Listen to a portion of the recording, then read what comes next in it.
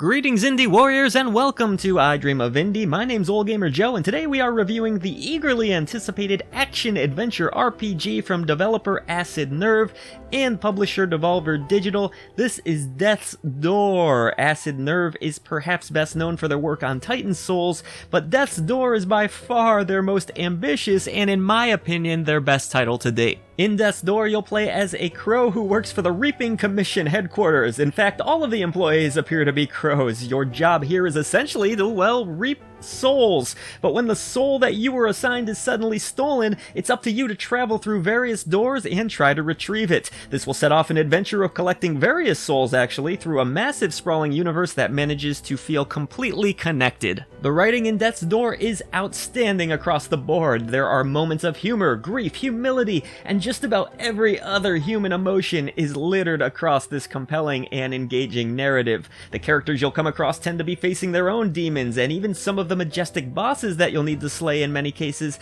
well, they ended up feeling quite sympathetic. I was sad to kill a few of them. I really loved the dark vibe of this game, and the pacing of the story was fantastic throughout. Few games really managed to create such a bleak, dark setting with subtle humor like Death's Door does. A lot of the characters that you'll come across are just brimming with great writing, humor, and a lot of personality. You can think of the Reaping headquarters as more or less the hub world for the entirety of this game. Here you'll be able to spend experience that you earn to upgrade your crow, and you can travel through different doors to new areas. You will need to unlock these doors as you explore. You'll also be needing to return to previous areas fairly often in Death's Door as you collect more abilities such as flame magic and bombs.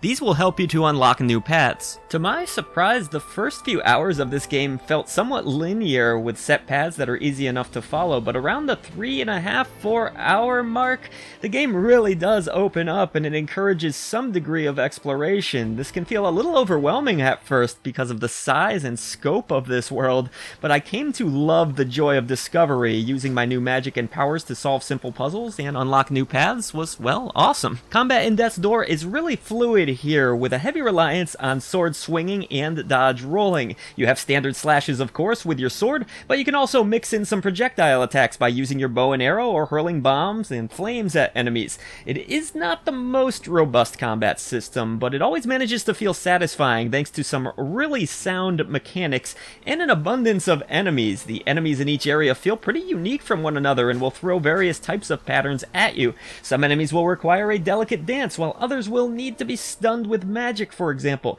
You have about 4 bars of magic that will drain when you use projectile attacks in this game, and the way that you earn magic back is by attacking enemies, or you can also break pots. I was wondering why pots would respawn in this game. Well, I found out within the first 30 minutes or so. I also really like the healing system. As you plant seeds in various pots around the maps, you grow a plant and then you heal from that plant. I liked it though because I wasn't fumbling around with potions during the combat. The game just feels wondrous and I absolutely loved playing it. Boss encounters are equally thrilling in this title, with some feeling reminiscent of games like even Crash Bandicoot, believe it or not. I know that's probably a strange reference, but I swear this frog totally reminded me of Ripperoo. Taking a death in Death's Door, which you will, is not actually that big of a deal. The game is challenging, but not frustrating. You see, what happens is you'll actually just spawn back at the last door that you entered, but because each dungeon is so expertly designed, you'll open up a lot of shortcuts, so it won't really feel like you're doing a whole lot of backtracking,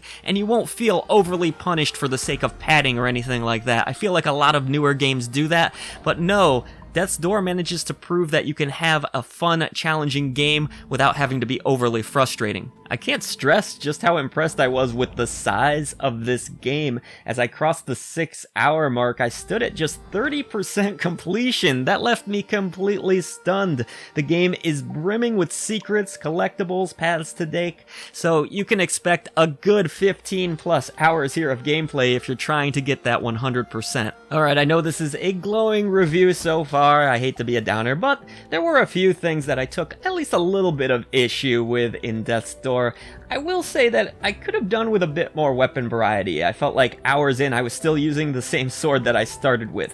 I didn't personally mind that much, but it would have been nice to have some more cool weapons a bit earlier on in the game. Of course, due to the somewhat open nature of this game, your experience there may vary. I'll also say that the leveling up system is quite slow here. It takes a good long while to earn experience off of enemies or by finding it in secret crevices and whatnot, so maxing out your character is really going to be a process. As far as visuals go, well, if you're seeing this video review and not just listening to it, then you know this is a stunning work of art. Each overworld is brimming with small details, the dungeons look grimy and realized, and enemy designs are just really varied and interesting at all times. The game has incredible attention to detail, like subtle smokes or drops of blood that are left behind as you vanquish enemies. Bosses are absolutely a joy to watch, and the game performed flawlessly. I was running it at 4K 60 frames per second on a 2070 Super, and I never came across a single frame drop, even when the screen was completely over encumbered with enemies. So, hands down, I've not seen such a beautiful and realized world in a video game in a very, very long time.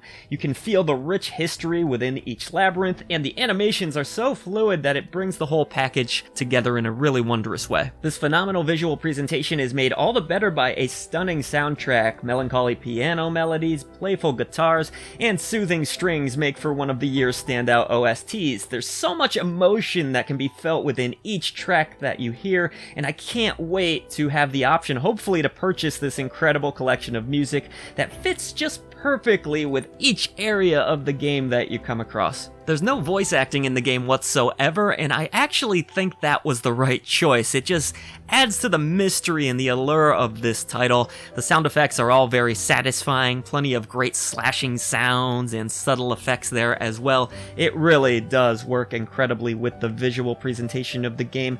In fact, just unbelievable across the board. Few games really manage to captivate a player like Death's Door. From its fluid, fun combat, incredible dungeon design, and jaw-dropping visual and audio presentation, this is not only my favorite indie game of the year so far, it's one of the best games I've played in several years. It's a masterpiece in every sense of the word, and proof that games are so much more than a number, because there's so much to discuss beyond just putting a number on this game. There's so many layers to be discussed, stories to be shared, and memories to be had from playing Death's Door that I can't wait to hear all of yours. Death's Door easily is awarded our golden genie lamp of approval.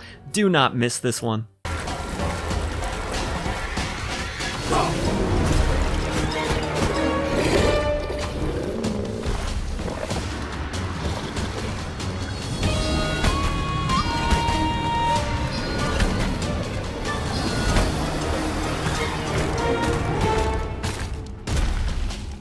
Thanks so much for watching the latest video from I Dream of Indie. We'd now like to pay tribute to our great indie warriors who support us through channel memberships. Mitchell Hall, Kevelo, Bunny, Bill Tikaz, Christian Cruz, Strick9, Rosie Syntax, Chris Jackson, Nathan Moore, Peach, Adriana Amato, CJR, Falco Lombardi, C. Coyle, Skeptism, Jen Rose, Jesse, and Julian Kolbus. Thank you for everything you do for independent developers, publishers, and for I Dream of Indie. Everybody else, please head down to the description box below and help us bring a voice to the voiceless ones in gaming.